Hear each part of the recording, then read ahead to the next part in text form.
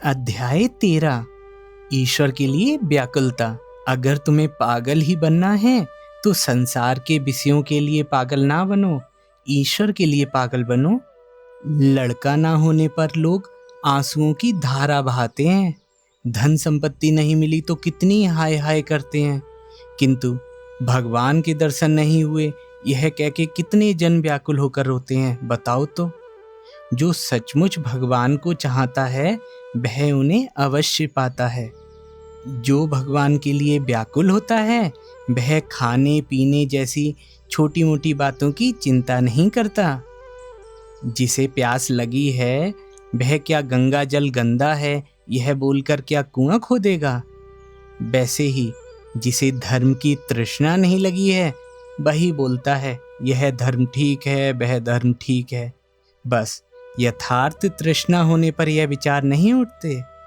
कृपण व्यक्ति जिस प्रकार सोना चांदी के लिए व्याकुल होता है, भगवान के लिए उसी प्रकार व्याकुल हो।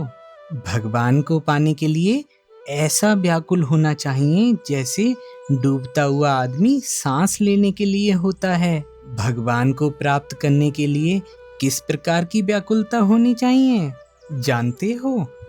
सिर में घाव हो जाने पर कुत्ता किस प्रकार बेचैन होकर दौड़ता फिरता है, भगवान के लिए भी उसी प्रकार की छटपटाहट चाहिए। हे मन, श्यामा माँ को एक बार ठीक ठीक आंतरिकता के साथ पुकार। देखें तो सही वह आए बिना कैसे रह सकती है। ठीक ठीक हृदय से पुकारा जाए तो भगवान दर्शन दिए बिना नहीं रह सकते। भगवान के प्रति किस प्रकार का आकर्षण होना चाहिए जानते हो? सती का पति की ओर, कृपण का धन की ओर और विषयी का विषय की ओर जो आकर्षण होता है, उन तीनों को इकट्ठा मिलाने पर जितना आकर्षण होता है उतना यदि भगवान के प्रति हो जाए तो उनका लाभ होता है। ईसा एक दिन समुद्र के किनारे घूम रहे थे। एक भक्त ने आकर उनसे पूछा, प्रभु, ईश्वर को कैसे पाया जा सकता है? ईसा ने उसी समय उसे पानी में ले जाकर डुबो दिया। थोड़ी देर बाद उसे हाथ पकड़कर उठाते हुए पूछा, अभी तुम्हारी हालत कैसी हो रही थी? भक्त ने उत्तर दिया, प्राण अब गए तब गए ऐसा सा हो गया था। तब ईसा ने कहा, जब भगवान के लिए तुम्हारे प्राण इसी तरह व्याकुल होंगे तभी उनके दर्शन होंगे। इसी जन्म में ईश्वर को प्राप्त करूंगा, 3 दिन में ईश्वर को प्राप्त करूंगा, एक ही बार उनका नाम लेकर उन्हें प्राप्त करूंगा। इस प्रकार की तीव्र भक्ति चाहिए, तभी भगवत प्राप्ति होती है। हो रहा है, हो जाएगा, इस प्रकार मंद भक्ति ठीक नहीं है। इस जन्म में ना हो, अगले जन्म में भगवान को पाऊंगा, यह कैसी बात है? ऐसा ढीला ढाला सुस्त भाव नहीं रखना चाहिए। उनकी कृपा से उन्हें इसी जन्म में प्राप्त करूंगा, इसी क्षण प्राप्त करूंगा। मन में इस तरीके का जोर रखना चाहिए, विश्वास रखना चाहिए। इसके बिना नहीं होता। गांव में किसान लोग बैल खरीदने जाकर पहले बैल की पूंछ में हाथ लगाते हैं। कुछ बैल ऐसे होते हैं जो पूंछ में हाथ लगाने पर कोई विरोध नहीं करते, बल्कि अंग फैलाकर लौटने लग जाते हैं। ऐसा देखते ही किसान लोग समझ जाते हैं ये बैल किसी काम का नहीं है, और पूंछ में हाथ लगाते ही जो बैल तिल मिलाकर एकदम उछलने लगते हैं, उन्हें देखकर वे समझ जाते हैं ये खूब काम आएंगे। इन्हीं में से वे बैल पसंद कर खरीद ले जाते हैं। ढीला ढाला भाव अच्छा नहीं है। अपने में जोर लगाकर विश्वास के साथ कहो, उन्हें जरूर पाऊंगा, उन्हें इसी क्षण पाऊंगा, तभी तो यह संभव होगा।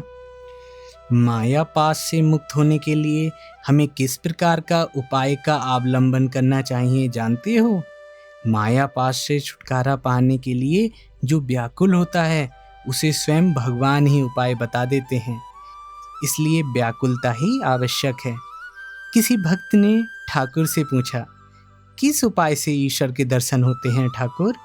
ठाकुर ने उत्तर दिया, क्या तुम उनके लिए व्याकुल होकर रो सकते हो? लोग बाल बच्चे, औरत, रुपए पैसे के लिए लोटा भर आंसू बहाते हैं, पर भगवान के लिए कौन रोता है? बच्चा जब तक चुसनी में भूला रहता है तब तक माँ रसोई या अन्य घर का कामकाज में लगी रहती है। पर जब बच्चे को चुसनी अच्छी नहीं लगती और उसे फेंककर वह माँ के लिए चिल्लाकर रोने लगता है, तब माँ झट चूल्हे से हांडी को उतारकर दौड़ी हुई अपने बच्चे को गोद में उठा लेती है। जिसे तीव्र व्याकुलता हो गई है उसे जल्दी ही भगवान के दर्शन होंगे। इस कलयुग में यदि ईश्वर के लिए 3 दिन भी व्याकुल होकर रोया जाए तो ईश्वर की कृपा से वह सिद्ध हो सकता है। चंदा मामा सभी बच्चों के मामा हैं, इसी तरह भगवान भी सभी के हैं। उन्हें पुकारने का सभी को अधिकार है। जो कोई उन्हें पुकारता है वह उनके दर्शन प्राप्त अवश्य करता है। यदि तुम उन्हें पुकारो तो तुम्हें भी उनके दर्शन अवश्य होंगे। सच कहता हूँ, जो ईश्वर को चाहता है वह उन्हें पाता है। यह सत्य है या नहीं स्वयं परख कर देख लो।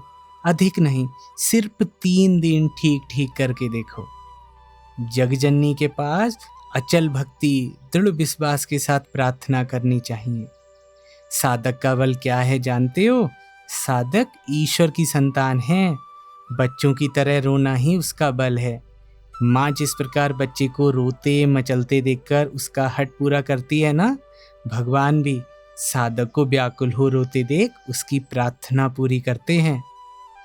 एक बार किसी व्यक्ति ने श्री रामकृष्ण से कहा था, मेरी उम्र इस समय 55 वर्ष है। मैं 14 साल से ईश्वर की खोज में लगा हूँ। मैंने गुरु के उपदेशों का पालन किया, सभी तीर्थ क्षेत्र हो आया, साधु संतों के दर्शन कर लिए, पर कुछ भी लाभ नहीं हुआ।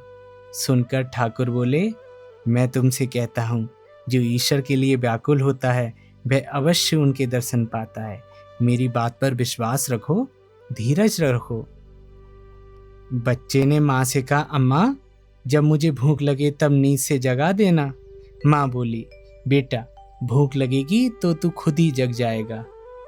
जिस प्रकार बच्चे पैसे या खिलौने के लिए माँ से जिद करते हैं, कभी रोते हैं कभी उसे मारते भी हैं, इसी प्रकार जो ईश्वर को अपने से भी अपना जानकर उनके दर्शन पाने के लिए सरल बालक की तरह व्याकुल अंतःकरण से रुदन करता है, ईश्वर उसे दर्शन देने अवश्य आते हैं।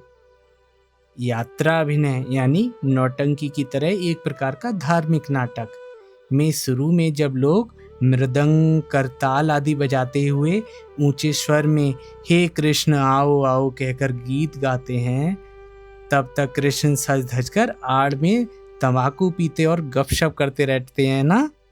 पर जब सब शांत हो जाता है तब नारद ऋषि आकर बीड़ा बजाते हुए प्रेम सहित कोमल स्वर में गाते हुए पुकारने लगते हैं, हे गोविंद मेरे जीवन मेरे प्राण। तब कृष्ण अधिक देर नहीं ठहर सकते, व्यग्र हो तत्क्षण उसी मंच पर आ जाते हैं। इसी तरह जब तक साधक प्रभु दर्शन दो प्रभु दर्शन दो ऐसा कहकर जोरों से पुकारता रहता है, तब तक जानना कि प्रभु वहां नहीं आए हैं। जब प्रभु का आगमन होता है तब साधक भगवत भाव में गदगद सा चुप सा हो जाता है, फिर जोर से नहीं पुकारता। साधक जब भाव में गदगद होकर प्रेम मग्न हृदय से प्रभु का स्मरण करता है, तब प्रभु भी आए बिना नहीं रह पाते।